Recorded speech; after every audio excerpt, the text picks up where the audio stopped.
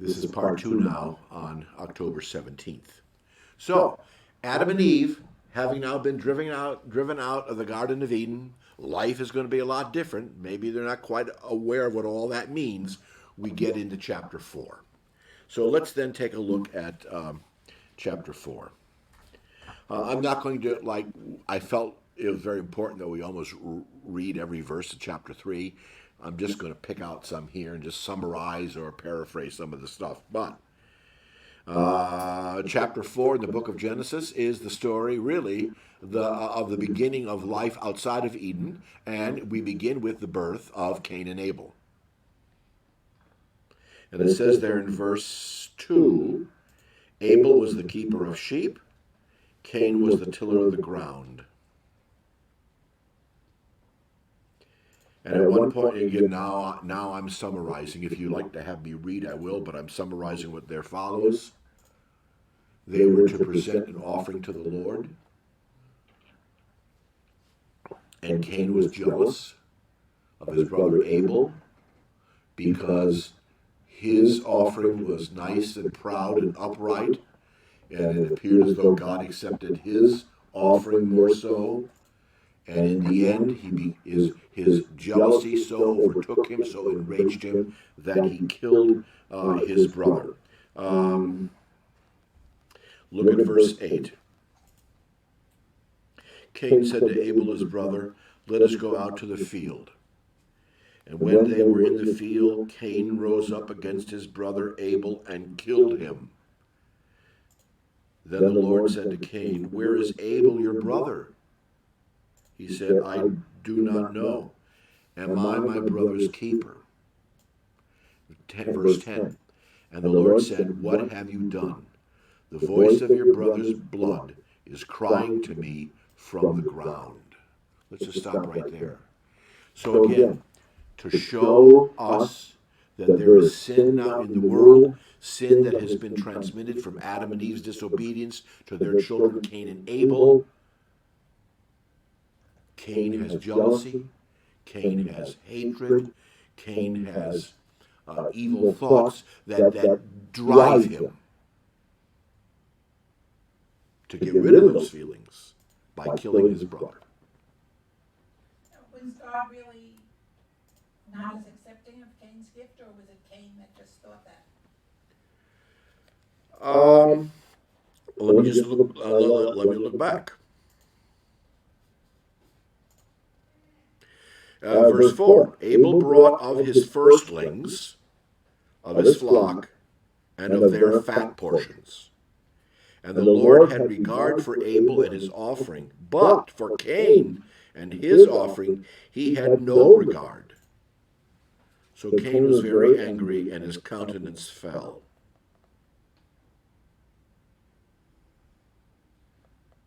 So we don't know why. The Bible tells us in the New Testament, before you offer your gift at the altar, if your brother or sister has a grievance or sin against you, first go and make peace, then come back and offer. Maybe there already was this animosity, this hatred, this revenge. Maybe it was brewing in his heart. So that ultimately when Cain then brought his offering, maybe he was bringing it out of a sense of duty, to do what the Joneses were doing, but maybe he brought it with a sense of that sinfulness in his heart, and that's why God didn't accept it. It's not revealed to us. So, the sinfulness of Adam and Eve caused their children to have odds with one another, to the point that Cain rises up and kills Abel. And there, by the way, in that verse that we read, is where we get always that famous phrase, "Oh, am I my brother's keeper?" It comes from right here. Again, notice how God, and we call this in theology, we call this an anthropomorphism. When God takes on some kind of a human characteristic. Remember after Adam and Eve had sinned in Genesis chapter 3, what did we read? God was walking through the garden, And he said, "Where are you, Adam? Where are you, Eve?" And Adam comes forth and says, "I was hiding." God says, "Why are you hiding?" Adam says, "Because I'm naked." God says, "Who told you you were naked?" So that same kind of play comes here after Cain kills his brother. The Lord says to Cain, "Where is Abel, your brother?" Now, God knows all things. He knows. But what did we say last week?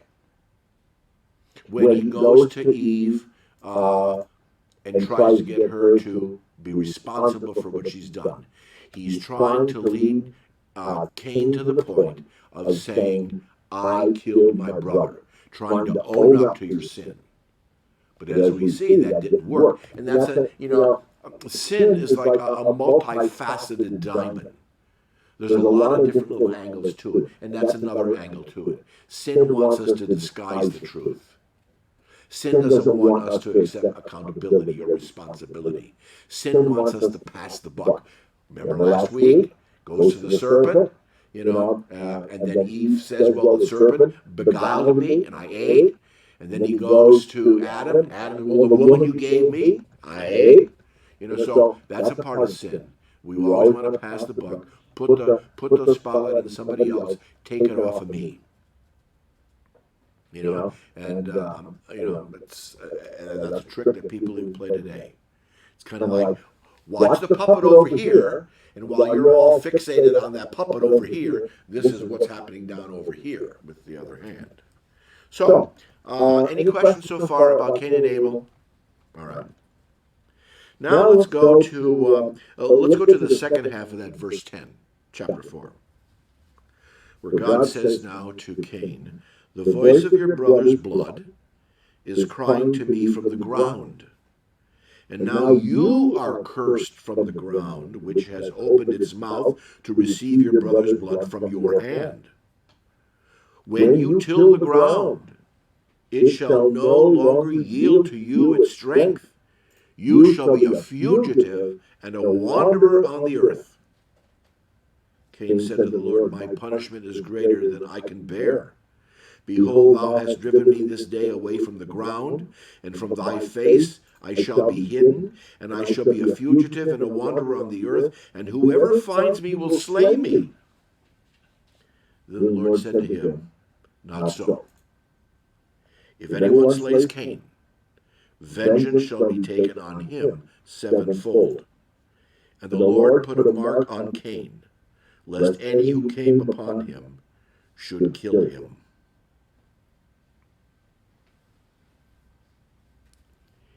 Even in the midst of our ugliness, even in the midst of our sinfulness, God still has mercy. So here, Cain is somewhat coming clean. God says, because you've done this, you're going to go out, you're going to till the ground. That's what I created you to do. However, you're going to get nothing. And for the time you put in and the energy you put in, it's not going to yield you what you need to live on. And yes, you will not have a place to live. You'll be a roustabout. You'll be a hobo. You'll be a fugitive, a wanderer. And then Cain begins to think it all through and says, well, once word gets out what I've done, and now I'm on the run, someone's going to kill me. And that's when God says, no, that's not going to happen. Here's where the mercy comes in. I'm going to put a mark on you so people know that you're Cain. And if anyone does kill you, the punishment on that person will be sevenfold. Now, that mark of Cain has been a series of debates over the centuries. What was that mark? I don't know that we know. Pastor Weber, the younger, in your theological upbringing in the 21st century, any conclusions as to what that mark might be? No, it's just all kinds of science fiction in it. And there's a TV show called Supernatural, and they played with it as a symbol that he had demonic powers. Okay. In my generation, I heard that it was some kind of a mark on his forehead. I even heard, and there's no way to verify this, but another generation, I even heard that perhaps Cain was made as a black person. Now, I only say that. Now, I know it's not politically correct. I only say that. And probably wrong. Probably wrong. But I only say that because for many, many, many years, the Mormon Church always used that mark of Cain as a reason why they did not admit black people into their membership. Pretty racist. Now, that's all been changed. And now a plug. Remember, the Mormon Church is not a church. It's a sect. It's not Christian. But that was, everybody uses the Bible to prove their point. And that for many years was the passage they used. Now, like Pastor Weber said, I believe that's wrong, that he was a black man, but there was some mark that would distinguish him to others as to the fact that this is the mark of God. Now, we can play with that whole idea, that's one of the things that theologians and pastors like to do, like to take some of the imagery of the Bible and say, well, how do we make it work today? Let's just look at Cain for a moment. Cain was given a mark by God, and we presume that mark was with him for the rest of his life. Let's say it was an indelible mark on his body. In baptism, God indelibly marks on our hearts, on our souls, the cross of Christ. We are tattooed. We have a mark. So that when people see us, they know whose we are. Just like with Cain, when they saw that mark, they knew this was that guy that killed his brother, and we can't touch him. When people come across you and me as Christian disciples, because we bear that indelible mark of the cross, the mark of God that's been put on us, we ought to make a difference. So much so, not that people will be punished sevenfold, but they'll be blessed sevenfold. You see, in Christ, we talked about this last week, but in Christ, everything from the Garden of Eden is reversed after Genesis 3. In Christ, what was a curse now becomes a blessing. In Christ, what was death now becomes life. And so we have within us the mark of Jesus Christ. And what is that mark? That mark has to be the cross. That's the symbol of our forgiveness, the gift of life, the gift of faith. Any observations, questions, comments? Obviously, we don't physically see this cross, but people that see us, we should be getting ourselves to the point that they see the joy and the love in us, and that's the mark. Yeah, I would say so. I mean, I'll give you a good example. If a pastor gets up in the pulpit and preaches a wonderful sermon about Christian love, brotherly love, etc., etc., etc., and then he gets out of the pulpit and in the parking lot, he's acting belligerent, rowdy, he kicks the dog, he treats people poorly, people will say, obviously, he's not practicing what he preaches. In other words, what's in our hearts ought to come out in our actions. That shows others that we have the love of God in us by the way we treat others. And that's the daily struggle. Because we all want to be treated fairly, and when we take justice into our own hands, we feel like we're not, and by God, I'm going to get even. And that's where we do an injustice to the gospel, because in the end, we are not practicing what we preach just by way of what we're doing. I'll give you a very, very quick example, then we'll take our next break. In my very first parish, I was a newly ordained pastor, etc., etc., etc. We had a large Sunday school, large children's choir, and in one particular service on one Sunday, the children's choir sang beautifully, but they were very disruptive. So much so that after the service, I had to speak to them and said that their behavior in church was not acceptable. And that was confirmed by the choir director, etc., etc., etc. And before it was all said and done, I said, I forgive you. And if you're sorry in your heart that you acted this way, Jesus forgives you too. That should have been it. Case closed. So if I truly meant those words, I forgive you, forgiven and forgotten. A month later, when we were lining up for the procession to go into the church when they were singing, I said, now boys and girls, remember last month? Don't repeat that. And the choir director pulled me over after service and said, we took care of this a month ago. So you see, that's how sometimes we just get our foot in the mouth.